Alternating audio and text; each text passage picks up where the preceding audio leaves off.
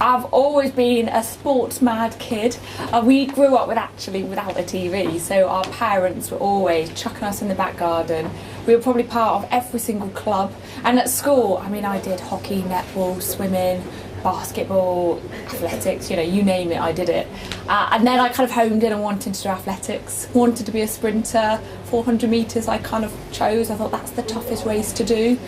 And actually, as it happens, well, look, I went and did skeleton, so completely random. Bath is a very sporty place, and that's home for me.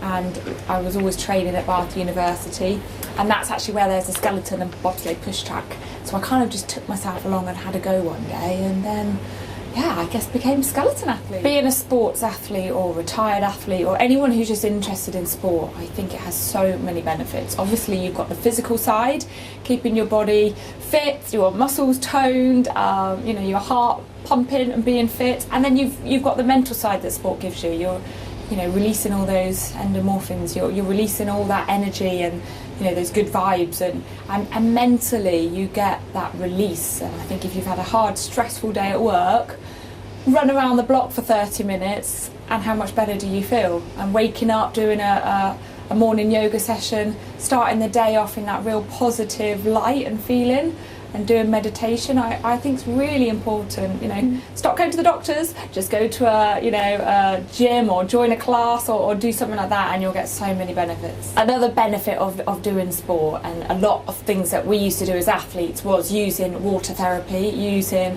heat and cold actually as part of our recovery. So I used to fill up bathtubs of ice cubes and cold water and sit in it and freeze, or even a frozen lake actually I've been known to cut, you know, smash a hole in.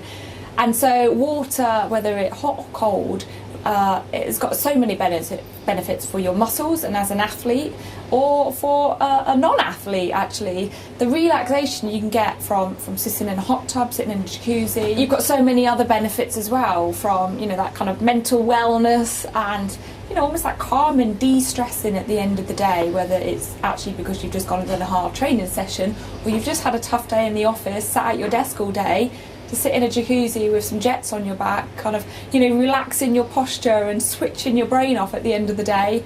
I mean, what more could you want? Now, as a retired athlete, my training regime is quite different. I used to train 2-3 times a day, every day. You had your summer life, your winter life. The summer one was in the gym, lifting weights and doing core stability, sprint sessions, push sessions. And now I'm plagued with injuries, so I am head to toe pretty much broken.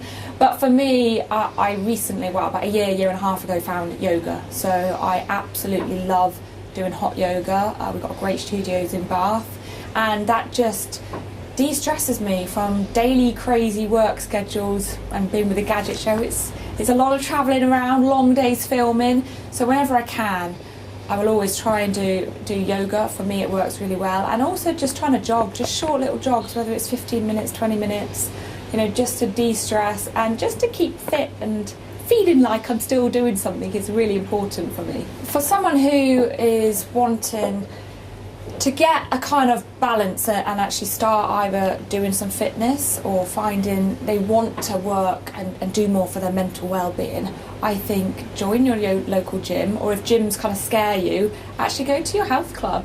Go somewhere where you could sit in a sauna, in a jacuzzi. Use that as a kind of calming way. You can stretch in that jacuzzi, it's warm, it's hot water, and think outside the box. You don't actually have to be in a gym lifting weights to be fit and to have a positive spin on your life, whether that's meditation on your own in a quiet space, you know, for 5 minutes when you wake up, or whether that is taking yourself to a yoga studio, to a Pilates studio, or actually join the local health fitness, whether that's actually attached to a hotel or something if you can. You know, just whatever it might be. I think it's really different for many people. It might just be having a hot bath. If you've got a bath that's a little sort of jacuzzi bath, put on the bubbles, and at the end of the day it just needs 5 minutes to de-stress, and I think the positives of that are huge on your whole entire life. I think it's always hard when it goes into the winter months. It's dark, it's dreary, it's rainy, it's wet. It is always hard to get motivated to go out, and as an athlete you just accept it, you get on with it, that's your life. But not being an athlete, and I'm in the same situation as everyone else now, I've retired, you still want to keep fit, and yet it's dark at 4 o'clock. But I think you've got to remember why you're doing it, and you never regret it. You never regret going for that little jog or going to the swimming pool or whatever it might be. You always feel good afterwards. You're releasing all those happy, endorphins, and the benefit of that, you've just got to do it to remind yourself why it feels so good.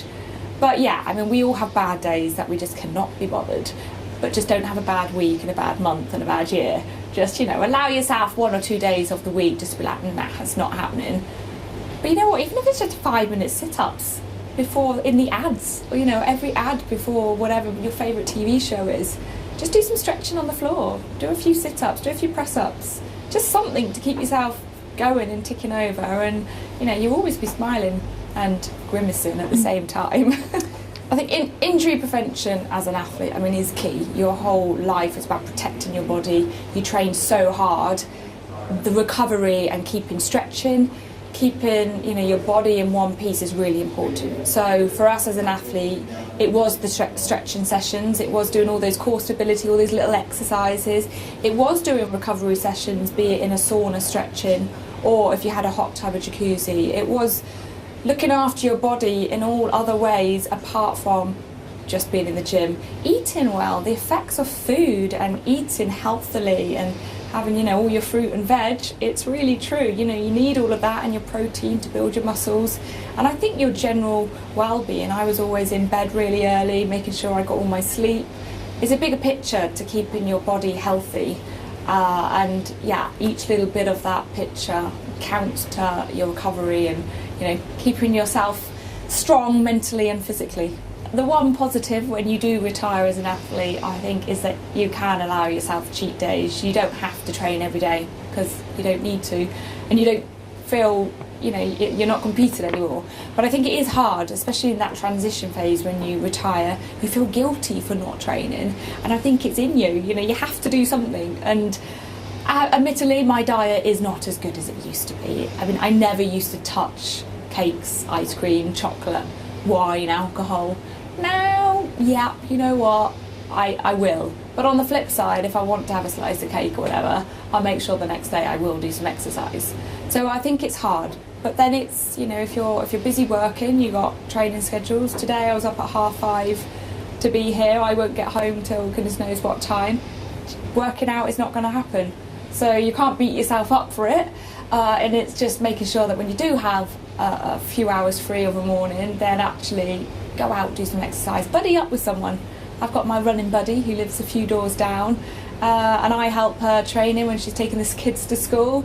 We buddy up and we encourage each other, and I think actually that's really important to be able to do that. I can't believe it has been 5 years since I won my gold, and it's funny because you don't really think about it, but for skeleton, we knew that someone had to win a gold medal in Vancouver Olympics to keep the funding going and to keep it there for the next one. And luckily in Sochi, we got another gold medal.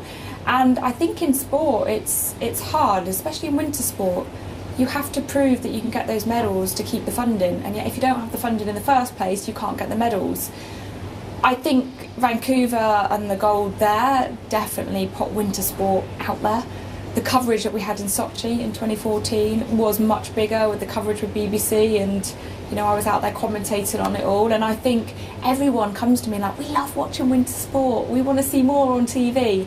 And I think it's opened the eyes that actually nothing's impossible, and hopefully my gold medal in Vancouver did encourage that next generation.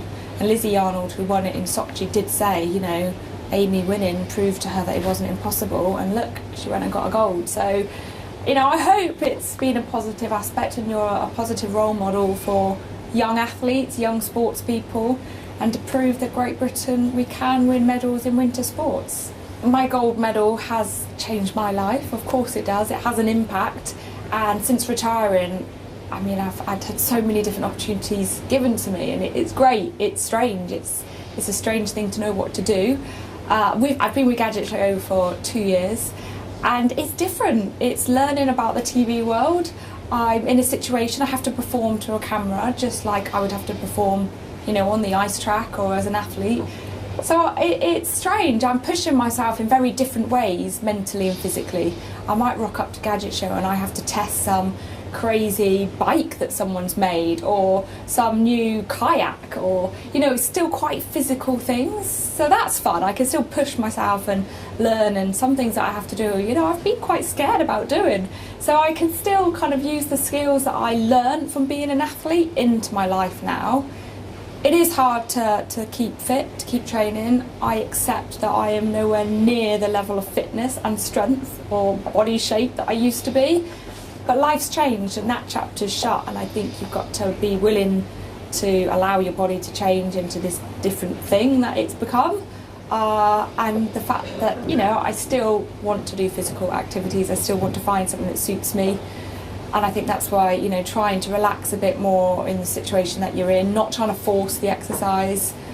I think, that's just the next chapter that you have to suss out who and what you are next. Skeleton is a crazy, daring sport. I've got used to it, so to me it's not. But, I've been scared of it. I've been scared of the track, scared of a corner when you bump and you hurt yourself and you fall off. But loads of people want to do it still. I've just been in Austria taking a bunch of people who just want to have a go, they're just office workers, bankers or whatever. And it's great because actually, once they've been down, for example, the skeleton track, they're not as scared as they thought they were. And I think anyone who wants to do something adventurous, whether it's trying skiing for the first time, snowboarding, whatever, ice sports, whether it's, a skeleton experience, give it a go. And I think when you break something down into small chunks, so you're not going to go from the top of a skeleton track first time, you're going to go from less than halfway and build it up. And I think you do that with anything that scares you, whether it's something job related or sport related. And even now I still break things down and put it into small bits, and kind of, I guess it's self-talk, isn't it? It's kind of not allowing that object or that sport to get the better of you. And I think in skeleton, when you were scared of a certain track, you had to sort of self-talk and do that psychology and think, no, I'm not going to let that track scare me, and I'm going to break it down and get a bit of reality and realism into things, and have respect for what you're going to do. But I'll just go out there and try it and you'll be surprised. My best moment of the day would be waking up at a reasonable hour, going off to my hot yoga lesson, doing a class, feeling great, and then actually going down, getting a great fat protein smoothie that's normally got peanut butter in and something, and a slice of chocolate brownie or something. Getting home, then probably having a cup of tea and chilling out on the sofa.